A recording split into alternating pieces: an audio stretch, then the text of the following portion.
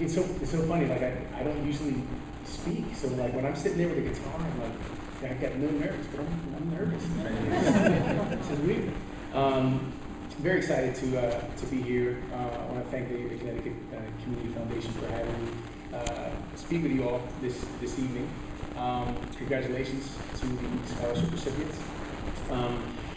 I'm going to tell you a little bit about my story. I grew up not too far from here. I grew up in Stratford. Was always surrounded by music. My father was a radio DJ. First, he was a Spanish language DJ. The radio station he worked for was in Hartford, but we lived in Stratford, and music was on all the time. When my mom, who was a stay-at-home mom, she ran a daycare from the house, so she was always home with us. And if my father was at the radio station, my mom was listening to him on the radio.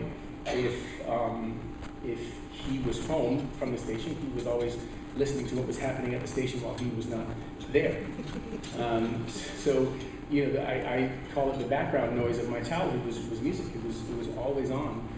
You couldn't get away from it. If you tried to change the station, it's not happening. It wasn't an option.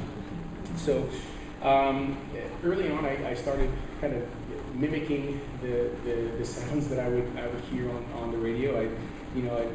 For some reason, the ballads would always speak to me. So I'd hear these ballads, and these songs were all in Spanish, mind you. But I'd hear these songs, and I would just pick the last note, and I would hold it out as long as I can, and I'd look at my parents like, you see what I'm doing? I'm holding this note, and just trying to constantly impress them in any way that I could. And that's kind of how my love for music started. I started playing guitar and piano when I was about 7 years old. Started writing songs by the time I was 12. But I would write them in my room. I was listening to the radio, writing songs in my room, and I didn't really want to share them with anybody. I just kind of wanted to sing them for myself. My mom, the first performance I did was at a community theater in Stratford. It was like a talent show that they were putting on, and my mom was like, she knew that I was into music, but I was like not telling anybody. I was just kind of like a hermit in my room, just kind of working on stuff. And she was like, you should go and try out for this talent show. You should go and sing, and I'd love to hear you. You should share it with people. And I was like, nah, there's no way, and I'm not going to do that. I'm not going to put myself out there like that to be ridiculed and people make fun of me. Like, it's not going to happen. And she said, I will pay you $5. And then it sounded like a better idea. It might have been 10. I can't remember. But it was she offered me money to do something that I love to do, and I'm like, okay, sure. Like, this is great. So I went out and I performed, and it was cool. Like, it wasn't anything earth shattering or groundbreaking. I went up there and sang, and I wanted to absolutely just. I felt so ill. Going up there, butterflies were like hawks in my stomach. It was. But I got through it, and I was like, I will never do that again. And then something else came up, and she was like, I pay you $5 again. And I'm like, okay, where do I go? And that's how I started kind of getting on stage. And so after that point, I get into middle school. I was 12, 13 at the time. And first day of choir class. I'm in the first day of school. I'm in choir class at the end of the day, and we're singing warm-ups, and the teacher's walking around, kind of listening to everybody, and she's walking around, and she's got this face, and she's kind of looking around, and she kind of stops at me, and she says, "Can you stay back, afterwards?" And I said, "Sure." I thought I was already in trouble, and I stayed back, and she's like, "You have a beautiful voice. Do you sing, outside of school?" I said, "Well, not really. I just, I just started writing songs, play the guitar and, the piano and stuff. And I do like it, but I don't really perform." She said, "Well, bring your guitar in tomorrow." I said, okay. So I brought my guitar in. I would not have brought my guitar in had I known what she was going to do. So I bring my guitar in, and I played her a song. At the time, I was a hair band head. I was like a metalhead. I loved like Metallica and like Poison and like all these groups that you probably have no idea who they are. Your parents do maybe. So I went and I played her this song that was popular on the radio, and she was like, "Oh my God, that was amazing. I want you to come back this afternoon and sing that for the 8th grade girls choir class." And I almost threw up right there. I was like, there's no, I mean, I went white. I was like, there's no way that I'm gonna go. I'm like, the most intimidating thing to a 7th grade boy is the 8th grade girls. I'm like, it's not happening. So as soon as I left there, I ran to like the nurse's office. And I was like, I feel sick, and I really did feel sick. I felt morbid.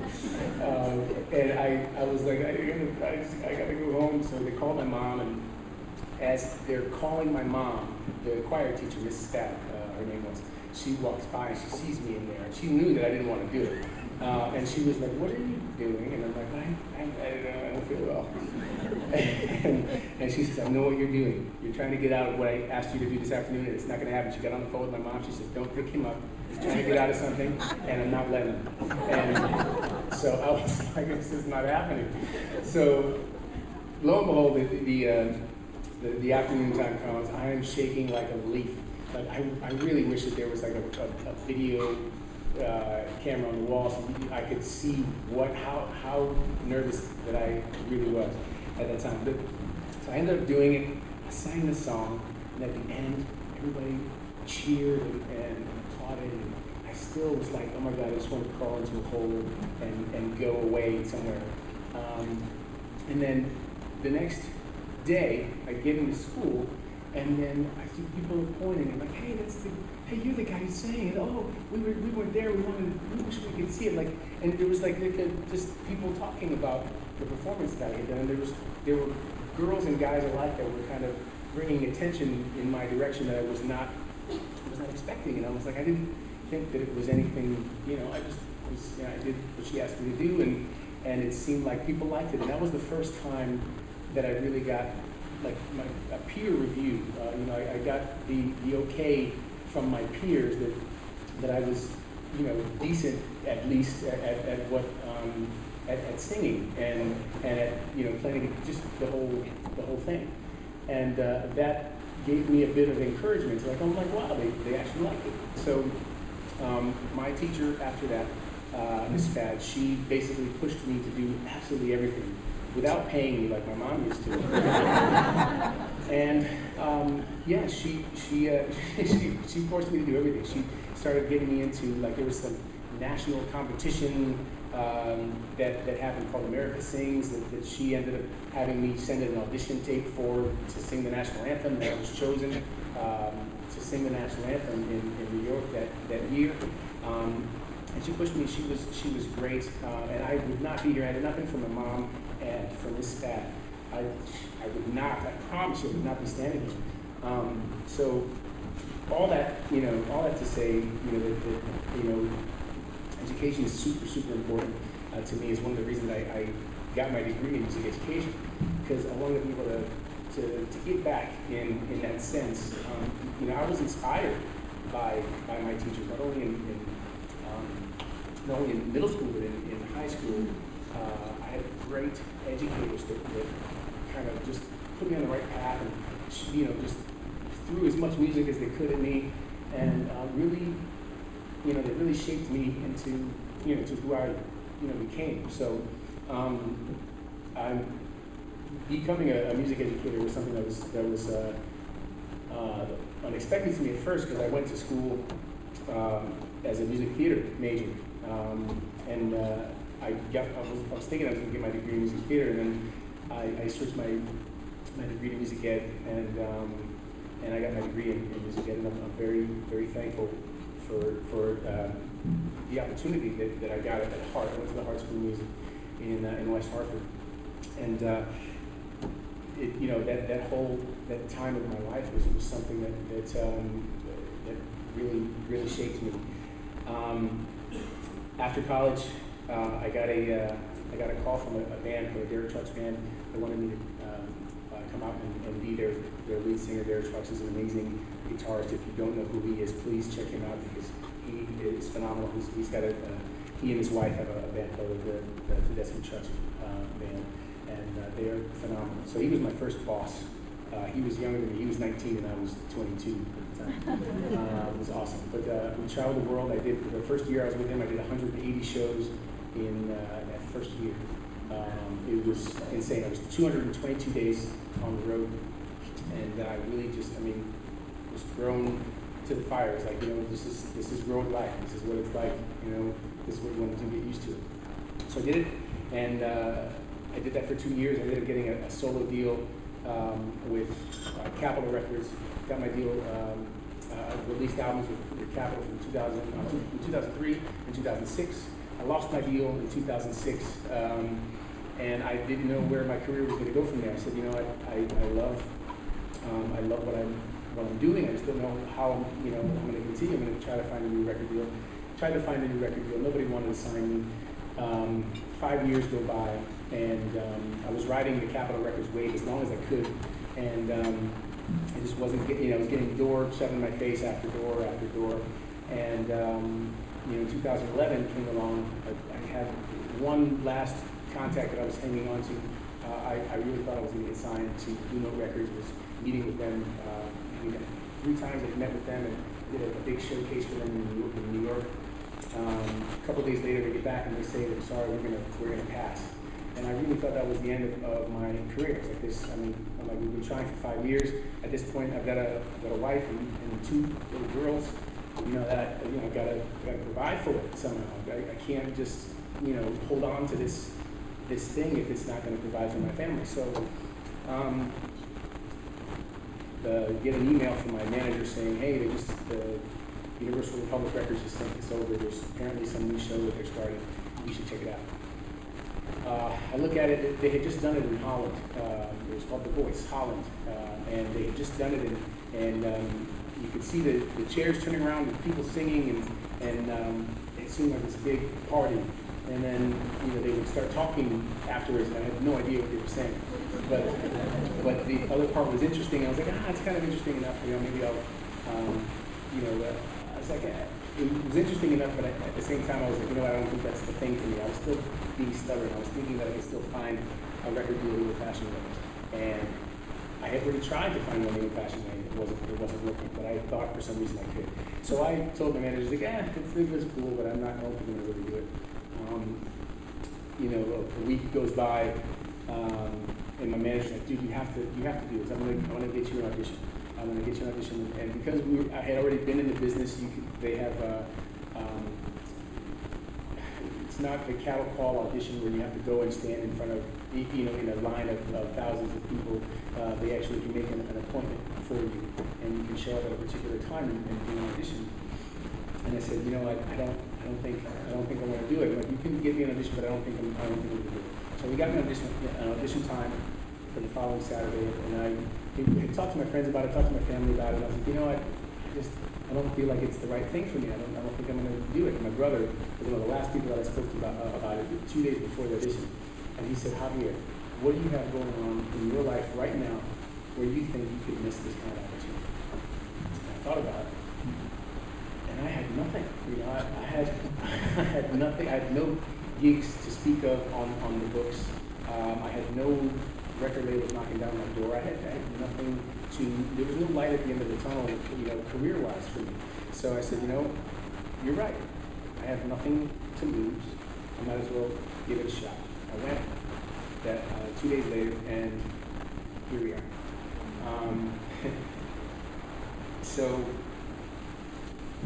I could sit here and talk all night about this, but I want to actually sing you something, so I'm going to shut up in a second.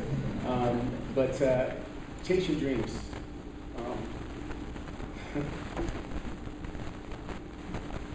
You have a lot of people around you that are very supportive of you. So chase them as hard as you can, and never let anybody tell you that they're not possible, because they are. Without my parents, without my teachers, this moment would not be possible. So chase your dreams like there's no tomorrow, and I'm going to try to sing you a song. You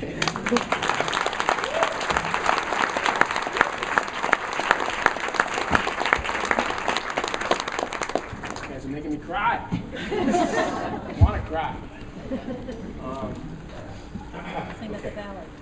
What's that? Sing us a ballad. Yeah, I know, of course. There's a lot of singing ballads. So. Okay, so what am I going to sing? I got to plug in, don't I? Yes. Here we go. So I'm just going to sing you one real quick. I know I've already taken up more time than I think I was supposed to. But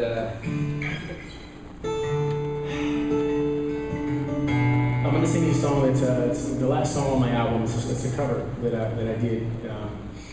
I almost didn't put this song on the record, but it's something that I've been doing in my shows for the last year or so. And folks kept asking me, "Hey, you're gonna record it? You're gonna record that?" And I never did. And then I said, "You know what? I'm gonna try to see if I can put it on this new album." So that's exactly what we did. I recorded it at home, and it's just like this, just acoustic and vocal. It's the bonus track on the new album. The new album's called Gravity. It's on iTunes, and Spotify, Apple Music, and all that stuff. If you want to check it out. But I want to thank you guys again so much.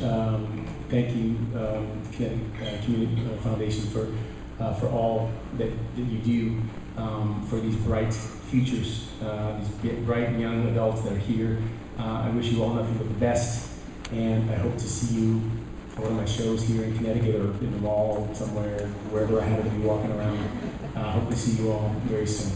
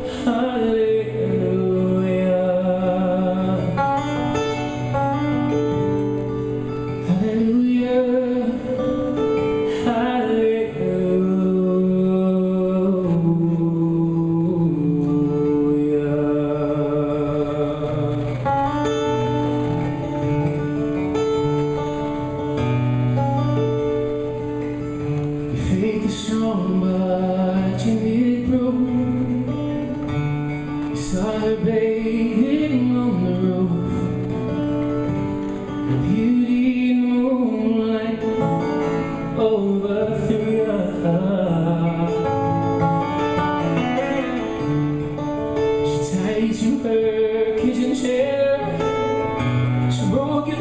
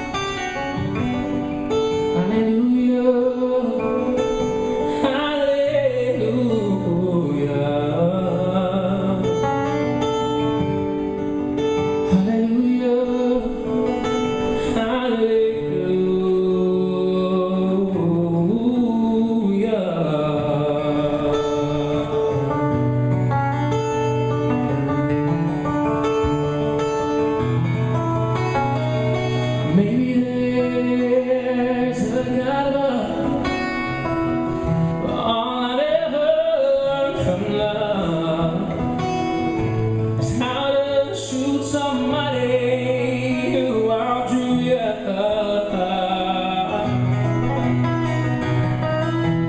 It's not a cry that you hear at night. It's not somebody you see the light. It's a cool it's unbroken. Hallelujah.